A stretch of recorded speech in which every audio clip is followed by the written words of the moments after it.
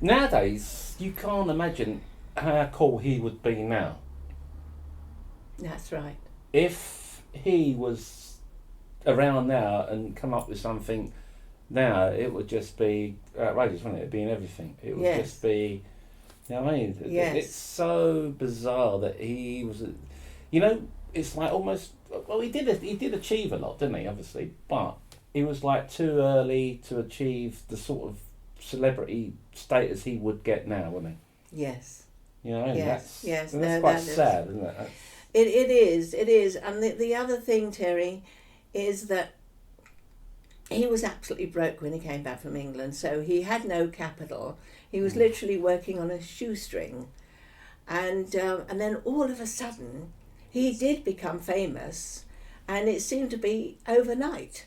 Was it? And it was first of all, it was the skinheads who were wearing Yes, the band-down that's shirts, exactly what done it. and then followed by the mods. Although we kept the factory in Brighton, the people who Ben sold out to, Troupenized, they used to make the Troupenized collars. Ben literally put them out of business because there was no need for those readily made starch Troupenized collars anymore. And but they had the money, and Ben sold out, stayed on as managing director. They had no idea. Ben couldn't get on with them. He decided that was it, and he left. And they really thought that they could run the business without him. And they literally ran it into the ground. When he left the Ben Sherman Company, we went to Australia. It was his choice. We went there, and he was going to start up again. I don't want to reveal everything, Terry, because there is so much in the book. We were in dire straits, and Ben just went crazy, and he literally left my son and I and our German Shepherd dog destitute in Australia. And as well as Do you having, think it was his success that drove him nuts? Because he obviously became nuts, didn't he? You know? it wasn't just the success. It was he believed all of his own publicity. My God. That's And I mean, it was just incredible. He was a very good husband. We were so together. We worked the business together, and then all of a sudden he would go missing. He wasn't around. He was quite happy for me to go on holiday to the south of France, to Saint-Tropez on my own. He would follow, like within 2 weeks. We had a villa there.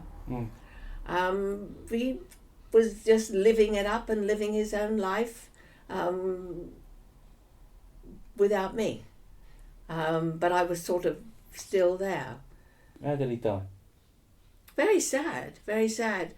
Ben, unfortunately, was born with a heart murmur. Oh, right, okay. So he always had to be careful. He had a very bad temper, which at times he just couldn't control. I think maybe the stress and strain of everything, of trying to get everything together again in Australia and not making it. He went into hospital. He had a triple bypass operation, No, I never knew which was a success. that. Right. But he died 6 weeks after. He lost his temper, Right. and the operation was a success.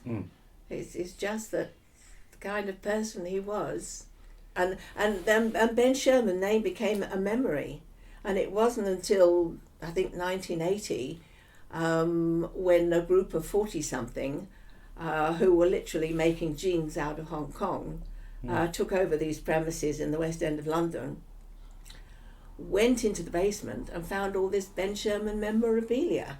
They found the shirt patterns, they found point of sale posters and cardboard cutouts and things, and an idea formed in their mind, and they resurrected the name Ben Sherman. And then I found out that the Ben Sherman Company were exhibiting in Earl's Court at Imbex again. Yeah. And I went along there and So went onto it's the like stands history repeated itself. and introduced myself. And that's how we met, Terry. Yes, we did. We did. That's how we met, because I actually not long watched after, sometime after that, I got a call from the director of publicity for Ben Sherman and said, would you like to come in and have a chat with us? We're thinking of bringing out a book. And we did a book. But the thing was, we he did was do a so book. excited. I said, I've just been talking to Terry Rawlings. He said, he is the man to write this book. He said, he's the one who has produced all these books on mod fashion and mod music.